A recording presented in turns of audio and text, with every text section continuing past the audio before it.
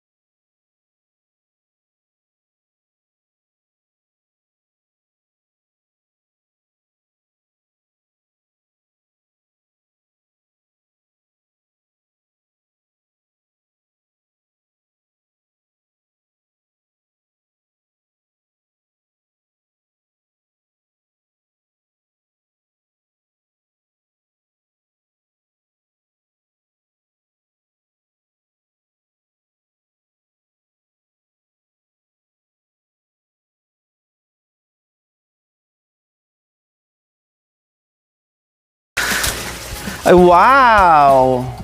Nandito pala si Tatay Okra nangunguha ng magagandang kahoy.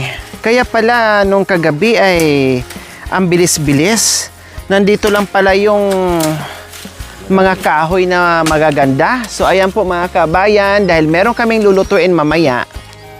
Yes, para sa early dinner po namin bago magsiuwian. So, kailangan po muna namin maghakot ng kahoy. Alam niyo naman po mga kabayan, kapag nandito tayo sa kabundukan at kasama natin sila, hindi tayo nauubusan ng apoy. Continuous yan. May niluluto o wala, continuous ang apoy, ang pagsisiga o ang pagdadapog para tanggal lamig. Oh. Hatid po namin tayo, balikan po namin kayo Oh. Hatid muna namin to. Babalikan po namin kayo. Tapukin nyo lang po dyan. Kami na bahala maghakot. Ang tatlong Marias. Para hindi na tayo hakot ng hakot. Nandyan na sa gilid. Yung yung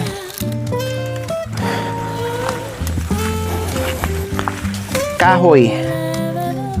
Oh. Diba?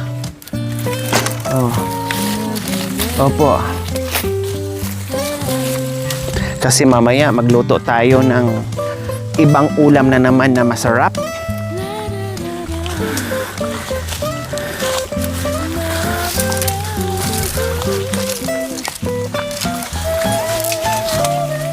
Oh, ano lang mamidi, unti-unti lang. Mamaya, wala. Bitawan nyo yan, ako na mag-ano niyan para may panghawak kayo. Mamaya hindi kayo makahawak. Pag nadulas kayo, hindi kayo makahawak. Puro may bit-bit yung kamay niyo.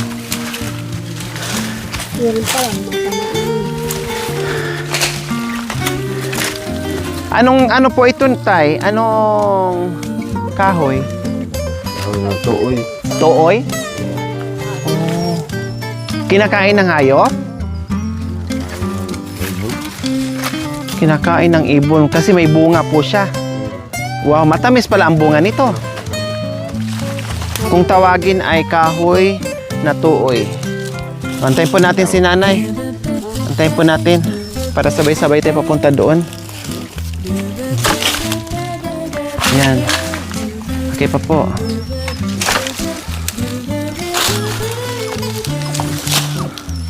Yan, natutubo na ng bunga ng kahoy. Alin po? Ano po yan? Ganyan. Ganyan pala siya. Oh. Kung tawagin ay tuoy. Bawasan niyo po yan, Nay. Oh.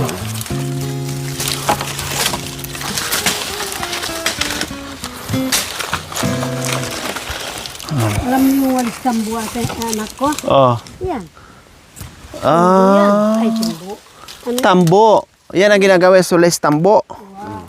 Oh, tara. 'Di ba? Ang bilis po namin nakarami. Ano po? Bagoy boy. Ginagawing walis tambo. Ang bilis namin nakahakot ng kahoy kasi 4. Basta tulungan. Tulungan sa pagkain, tulungan din sa gawain. Hindi lang tulong sa kainan. Kailangan ay tulong-tulong. Oh. Ayan na po yung kahoy namin. Oh, marami na kaming kahoy, nakatambak na yung kahoy. Ito yung sinasabi ko, kailangan nakatambak yung kahoy dyan sa gilid, hindi yung kung kailan kakain, saka pa maghakot ng, or kailan magluto, saka pa maghakot ng kahoy. Tay, gusto ko makita yung uling. Mami Di, punta natin yung ulingan. Nandyan lang, oh. Tara. Gusto ko makita kung ano yung ginagawa nyo po dito. No? Kung ano yung ginagawa ni tatay. Kung kailan nila sisindihan yan. Tara. Pakita nyo po sa amin yung ano, yung ginagawa nyo po dito. Tapos na kami mga kabay, diretso kami sa ulingan. Titinan, kailan nyo po sindihan yan, tay? Hindi pa. Ay, hindi pa? Walang lupa. Ah, okay. So, lalagyan pa pala ng lupa yan. Akala ko nalagyan nyo na po. Hindi pa pala.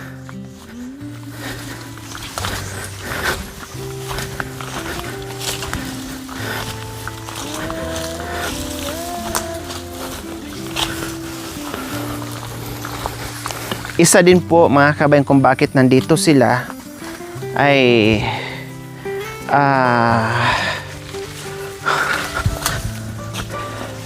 yung pag-uuling. No, yung pag-uuling po mga kabayan.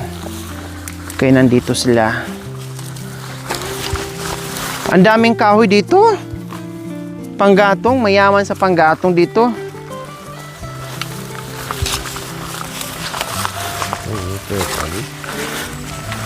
Oh, wow. Doon na mag-apoy. Hala, ang laki pala nito, tay. Grabe. Ang laking carbon na to, ang laking ano na to. Sino po ang katulong niyo po dito?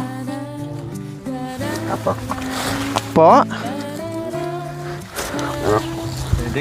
Si Kuya Benedict lang? Oo. Hala, ayan po mga kabayan, oh. Bigyan mo ng apoy doon. Ay, ayun. Dito sindihan para kainin siya ng apoy. Ang laki pala nito. Tapos nililinis niyo rin po dyan. Oo. Bakit? Yun, lupa. Magtatanim po kayo dyan? Anong itatanim niyo po dyan? Biga, gabi. Biga, grabe ang laki nito mga kabayan. Mga ilang sako kaya to, tatay okra? Tansya nyo po, sa tingin nyo po, mga ilang sako kaya ito? 30? Ay, hindi lang po. Baka aabot to ng 50. Kasi napakalaki nito eh. Anong itatambak nyo po dito? Lupa? Saan po kayo kukuha? Diyos ko. Grabe, medyo ano to ha. Medyo malaki-laki ang ano nito. Ang maitatambak nila ito, kailangan na lupa kasi napakalaki nito oh. Yung dito wala pang ano, bakit wala pa pong harang? Hindi. Ah, hindi na po yan naharangan. Yung doon lang po. Lupa. Kasi po mga kabayan, katulad nito, ha? Katulad po niyan, ang ginagamit po nila, yung mga natutumba ng mga ano, mga malalaking kahoy na buwal ng mga bagyo, lalo na nagdaan ang sunod-sunod na malalakas na bagyo. So ito yung, nakita nyo naman hindi fresh yung mga ano, hindi fresh yung mga inuuling nila, yung mga naka-file na ano, na mga kahoy. Ayan oh. Yung iba nga marurupok na, puro luma. Ito yung mga nabuwal sa bagyo mga kabayan para mapakinabangan, no, ay ginagawa nilang carbon or pag-uuling or uling para kahit paano meron silang extra income, no?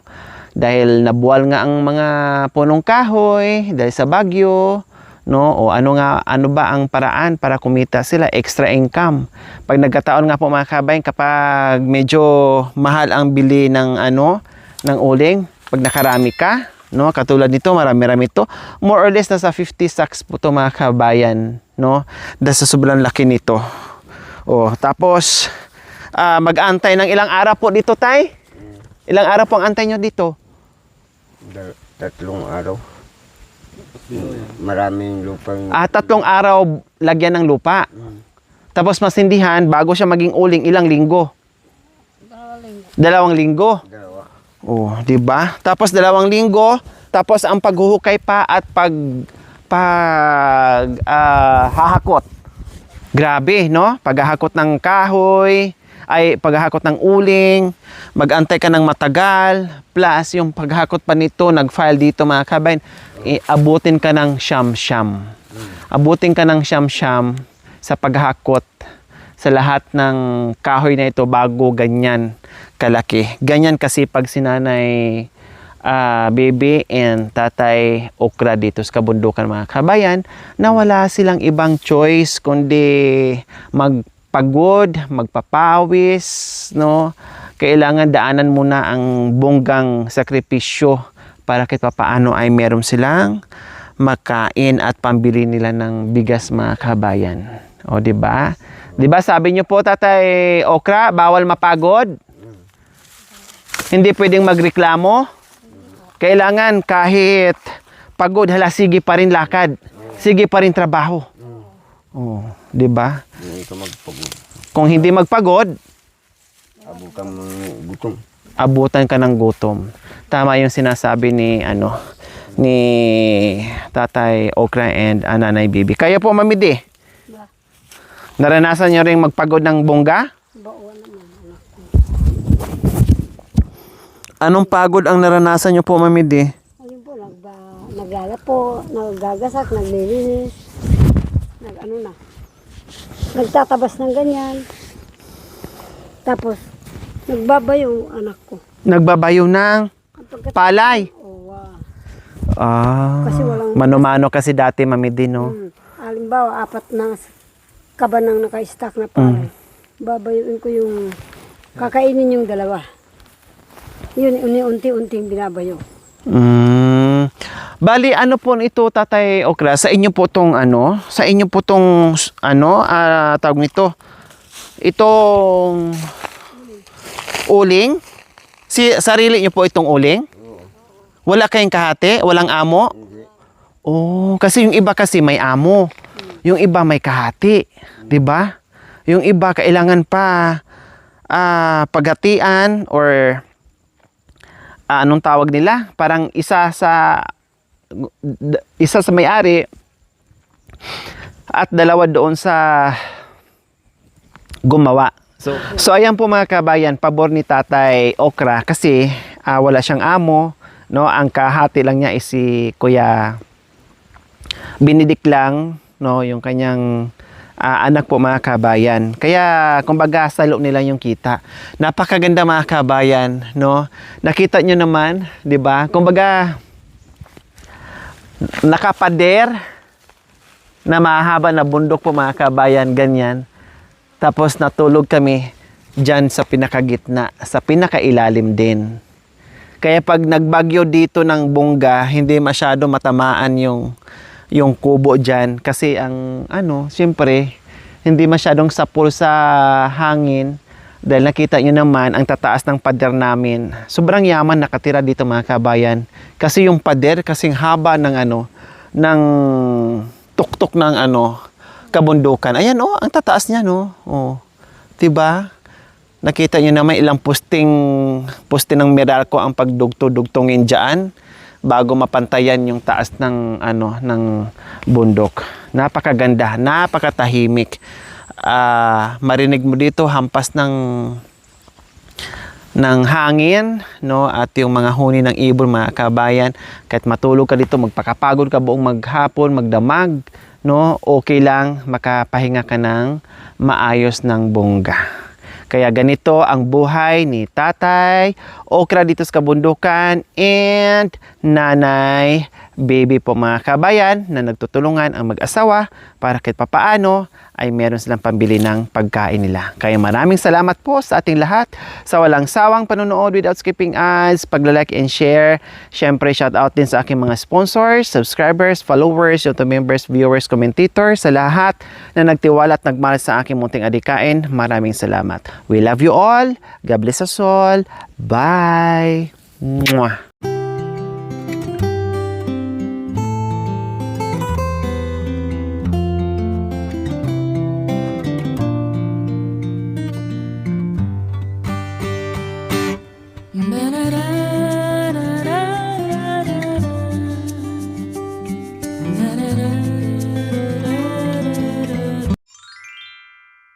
Thank you for watching. Don't forget to like, share, and subscribe.